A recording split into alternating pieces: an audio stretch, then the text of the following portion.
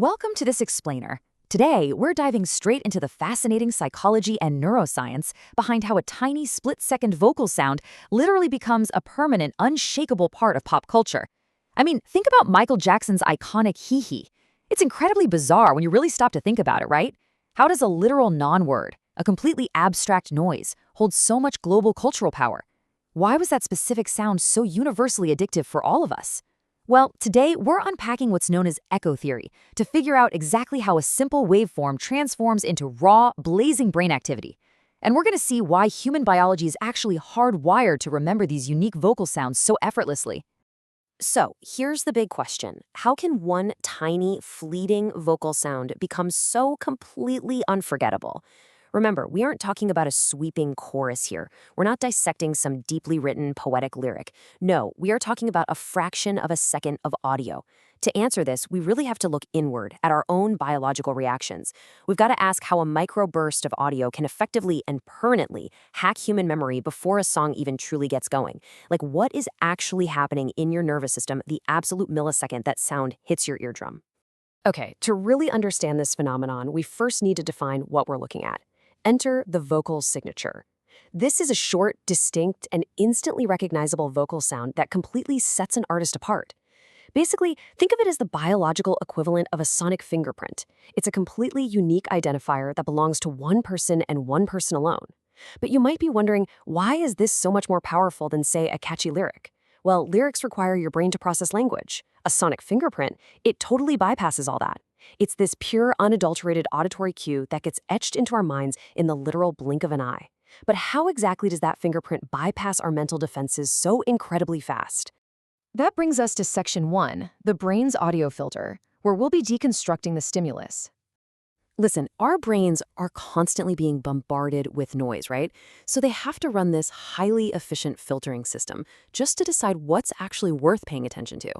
And this filter is actively hunting for three very specific things: sounds that are unusual, rhythmic, and emotionally expressive. Now think about Michael's Hee-Hee through this exact lens. Unusual? Absolutely. It's this high-pitched, breathy squeak that totally defies standard vocal delivery. Rhythmic? Oh, for sure. It doesn't just float randomly in the background. It essentially acts like a sharply tuned percussion instrument hitting right on the downbeat. Emotionally expressive? It is pure, unadulterated joy and kinetic energy. When a vocal burst hits your ear and checks all three of these boxes at the exact same time, it acts as a biological triple threat. It completely bypasses your normal auditory filters and violently demands your brain's immediate, undivided attention. Moving right along to Section 2, wiring the memory, looking at the neurological impact. So now we're moving from simply noticing a sound to actually wiring it permanently into our memory. And it's honestly fascinating to see how short vocal signatures contrast with ordinary speech and standard music. You see, when we hear ordinary speech or a complex musical arrangement, our brain is forced to do a massive amount of heavy lifting. It has to process grammar, syntax, meaning, and all these contextual relationships.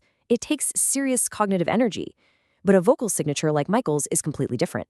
It's a lightweight, pure jolt of sensory data. Because it stands out so starkly against the background noise of everyday language and standard instrumentation, the brain doesn't have to decode its meaning at all. It just processes a highly distinct, contrasting sound shape. This sparks an immediate reaction where your neurons form really fast, durable connections. It is incredibly easy to file away and remember because there's literally nothing else in the surrounding song that sounds quite like it. Which leads us into Section 3, the power of repetition and forging an identity. Okay, so when a unique sound is strategically repeated across many songs, your brain starts linking it to one person almost instantly.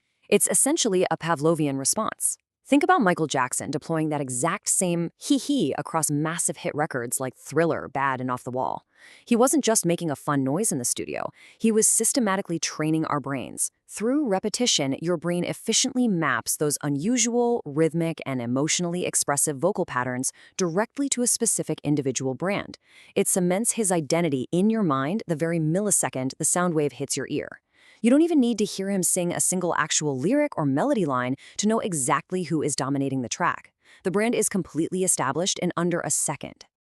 And finally, Section 4, the vocal fingerprint, moving from the micro to the macro.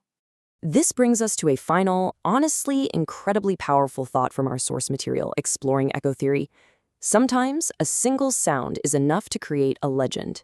We've seen how unusual rhythmic sounds just effortlessly bypass our brain's complex auditory filters.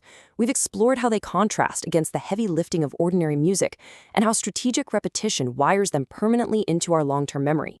Ultimately, as you think about the iconic music you love, ask yourself this: how many massive cultural legends in your own mind were built on just a fraction of a second of sound?